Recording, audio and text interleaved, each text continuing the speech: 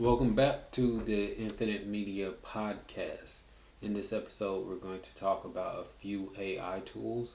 And before I get into it, for all of our viewers who are not on YouTube, the reason why I don't have any Age of Wonders 4 news for you or any thought is because I cannot play it because I play all my games on Mac. If there's only for Windows, then I use Parallels 18 to do the virtualization so I can play them. But Parallels 18 does not have DirectX 12 support as of now. So I cannot play it right now. I'm hoping that since Apple's conference, WWDC, is coming in June, which is about pretty much a month away, then they will reveal something for gaming. I'm always excited for their conference. They're always reveal something. Not always gaming related, but last time they revealed Metal 3, I believe. I will get into it, but I really don't like the idea of rumors and stuff like that because then I'll get my hopes up and then it might not be true. So I'd rather cover like definitive things. So most likely after the show and the podcast that Friday right after, then I'll talk about all the things that they covered there. But for now, we are playing Crusader Kings 3, specifically the Elder Kings 2 mod, because that's really why I got the game, because I was less interested in like this world's history and doing that thing. I might play that eventually, but I'd rather do the Elder Kings 2, and it is amazing. And it scratches that itch because I can see from what I've seen about Age of Wonders 4 that the little pop up dialogues and the events and stuff like that, it seems like they brought that in from Crusader Kings 3. So it's been fun. If you haven't seen it, come join us. My plan is to play that until Age of Wonders 4. Well, not until, because who knows when that's going to happen. But for a good amount of time, because because number one, I'll get more information on the lore of Elder Scrolls, which will prepare me for Elder Scrolls 6. I'm a firm believer ever since I actually started diving deeper into video games and finding the history of the games that I play, that I really start to enjoy the games more when you actually know about the history. You get more engrossed in the story and the world and everything. So that's why I'm doing it, and it's fun. So that's what we're doing as far as gaming. And still, we have the Pathfinder Kingmaker. We're doing that playthrough, then the Wrath of the Righteous, and then from Wrath of the Righteous, depending on when we finish Wrath of the Righteous, it will be Divinity Original Sin 2, Baldur's Gate 3, because I want to get Divinity Original Sin 2 in before Baldur's Gate 3 comes out. I believe Baldur's Gate 3 come out in August because the same people, Larian Studios, is working on Baldur's Gate 3. My only concern is that the max level is not going to be level 20, which what I've heard at first is that one of the issues is how to implement these 9th level spells, because the spells are game breaking and they can break the game. Like, how can you implement Wish? Because Wish in a tabletop setting, the DM could grant your wish and see how it's interpreted, but it's pretty much impossible to do that in a video game version, at least with the current technology. Because as AI gets better and stuff and more powerful, you can probably implement that. You can type in the wish and then the AI can just change the world. It'll be so crazy when we get to that point. But as of now, I really feel like they can take inspiration from Kingmaker. I haven't played Wrath of the Righteous yet, and I haven't gotten to level 20 with Kingmaker. But the max level with those games from Hellcat Games is level 20. So you can take the approach of either not having the spell, because all the Pathfinder spells in existence is not in the Kingmaker rule system, which is understandable. There's a lot of content with Pathfinder. You can just adjust it to the game or just not include that part. because of course you can do things with time stop and everything like that. You can put that in the game and everything. So I really believe that they should put it to level 20, but of course I have to play the game. I know Solasta doesn't take you all the way to level 20. I think at the very moment that their max level is 12. But with the new expansion, Palace of the Ice Witch or Ice Queen or something like that, it's going to increase the level to I think 16. So I do have to play that. So I want to do Kingmaker, Wrath of the Righteous, Solasta, Divinity Original Sin 2, and then do Baldur's Gate 3.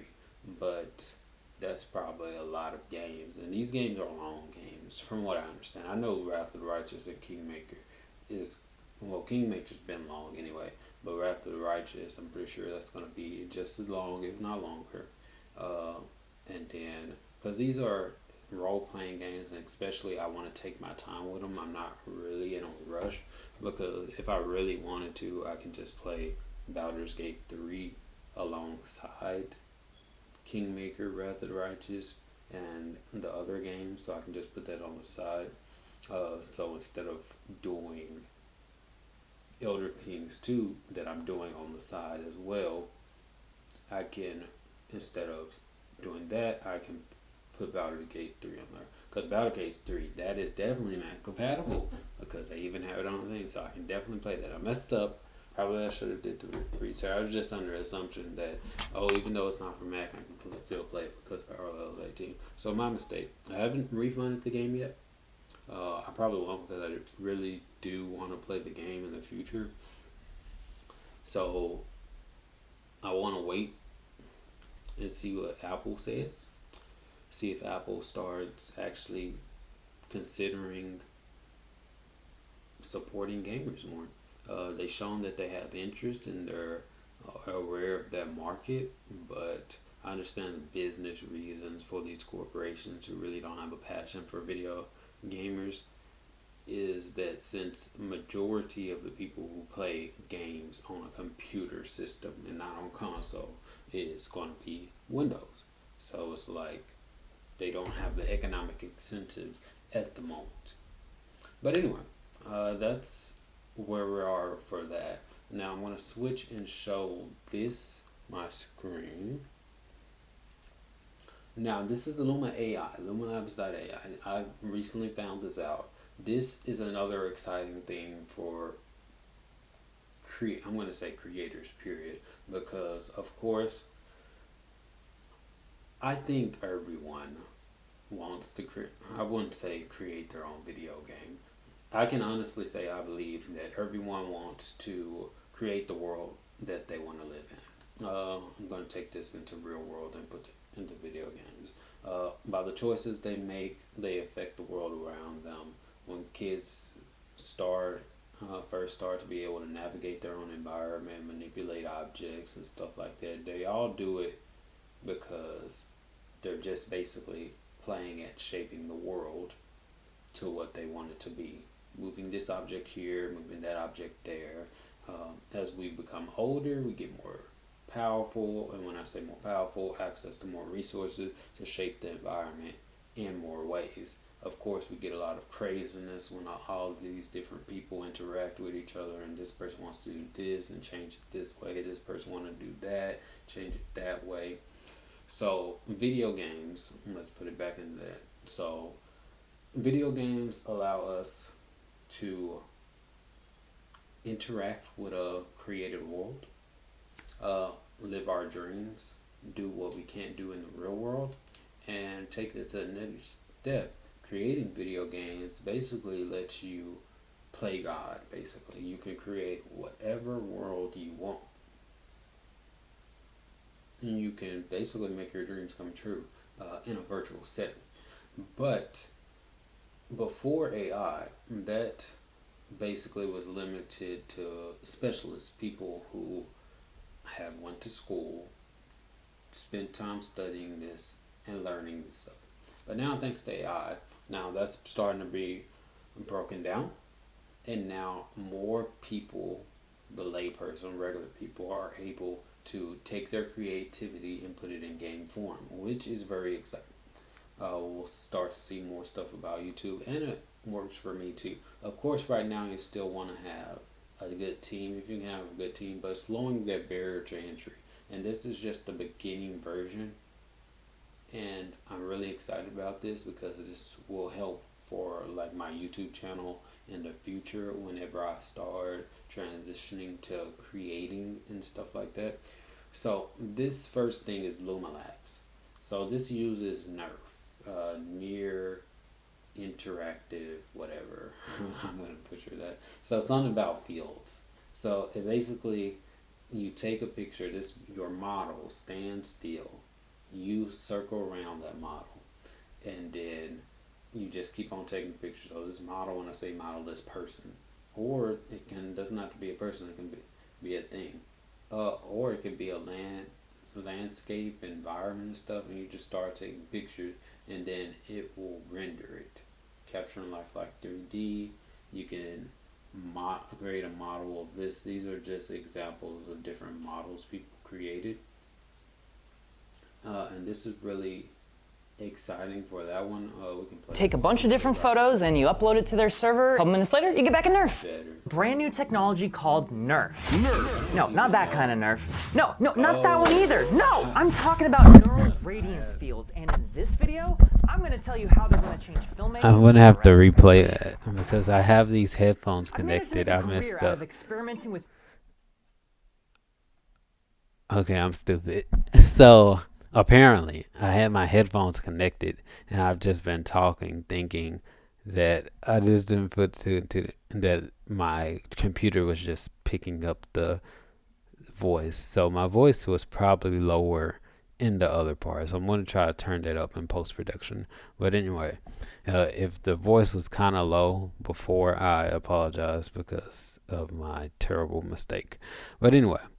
So this video, you probably can't see it. For people who are not viewing it on YouTube, video footage, it's a render, but it looks pretty photoreal, right? Like, achieving this level of quality in CGI would normally require a huge amount of time and effort. But what so they're saying this is a photo render. In a matter of minutes, thanks to a brand new technology called NERF. No, not that kind of NERF. No, not that one either. No, I'm talking about neural radiance fields. That's what it's called, neural radiance fields. How they're going to change filmmaking forever. You see, they created this. He's the model, so he modeled himself, and he's actually doing great. Unless the other thing is the model. Experimenting with new technologies to create short films, and along the way, we've learned tons of tools such as deepfakes, virtual production, and one of my favorites, 3D scanning. Little known fact about photo scanning is that when that's pretty much the same he makes thing. A very specific face. Ren, would you like to show them the face that you make when you photo scan? There. We're not going to watch the whole thing because it's long. I just want to get to the part. Okay. Yeah, I'll make a NERF. Okay, I've made it through all of this. Okay, so you basically find the item that you want. I'm gonna mute this. So hopefully eventually they get to it. So eventually you find the item that you want. You take a whole bunch of pictures of it in all types of directions, every single one, and then it gets that information and it produces the 3D model, and then you can see how it looks. Of course, this is the worst it's ever going to be. I've noticed there was some instances. See, this is the photo scan and stuff like that, and then they have the picture, but we're not going to dive deep. You can go to lumalabs.ai if you want to look at it yourself, for people who are not on YouTube and people who are watching this but wants to get more information. But this is exciting. Of course, this is going to be taken into the next level when we go into this Roblox thing. But there are other resources that you can use to input your 3D model and everything to whatever game engine you're trying to process. I know from the person who I found this about is that some of the stuff needed to be a little touched up with Blender, but as the AI gets better, trained more, it's just going to be a useful tool for anyone who It's not an artist, really doesn't know how to use things like Blender and doing the learning curve. They can just take pictures of this thing and then put that into the game. And then they have ways for you to modify the Nerf as well. We're not going to go on into it in this episode because I'm still finding out more about it, information about it and everything. But the next one, which is the even bigger thing, is Roblox, the generative AI on Roblox. Basically, this is how you, as someone who really doesn't know how to code, who just has an idea, who wants to create a game, this is the future. And then this goes into the description, but I want to play this video because this video pretty much encapsulated 31 seconds. So now they're typing into the box. So you click on the asset and then you type into the box and it creates the pattern. That's just number one. That's the basic part. Then you can type in to see what you want it to do. Toggle the headlights when the user presses a button. So now you can have it move. Okay, and you can see the graphics. It's not on Real Legend level graphics, but this is the beginning. This is the initial stuff. And you really don't need to make a good game with so great of graphics just starting out. Because Pathfinder Kingmaker, if you compare it to Crysis 3, I know that's a big comparison, but of course the graphics can't compare, but it's not that type of game. It accomplishes its mission. It lets me play the Pathfinder rule system in video game format in a great way. It gives me the player choice to make these choices. These choices always have consequences, so I can actually feel it. Like the other day I was playing, and well, if I record it, it's gonna come out today. Well, it already came out by the time this comes out. That I failed the quest with Tristan because I didn't show mercy to this group, so it tracks my choices, and because he wasn't able to redeem himself or feel that he was redeemable, I failed that mission. It didn't break the game. It reminded me so much. Every time I fail a mission, it's like reminds me so much. Okay, this is like playing Fallout New Vegas, but in a Pathfinder system, because I can fail these missions. This character can die. Haven't just been killing like crucial characters like that, but this character can die and it doesn't break the game like a lot of other games like Skyrim or stuff. Like it makes these essential NPCs, which I really don't like that. I know that most games are like that, but ever since playing Fallout New Vegas and stuff, it just changes the whole way you look into things. That's why I hope Elder Scrolls 6 doesn't make I just don't want the NPCs to be essential. I really don't hope they don't make them essential. Hope it's not that way in Starfield. Like if I want to kill them, I kill them. If they accidentally die, well, I should have saved them. I can reload if I want to. But anyway, let's continue that. I really skipped that, but let's go. You see how he's typing thing, add a circular miss tween with a time. What is tween?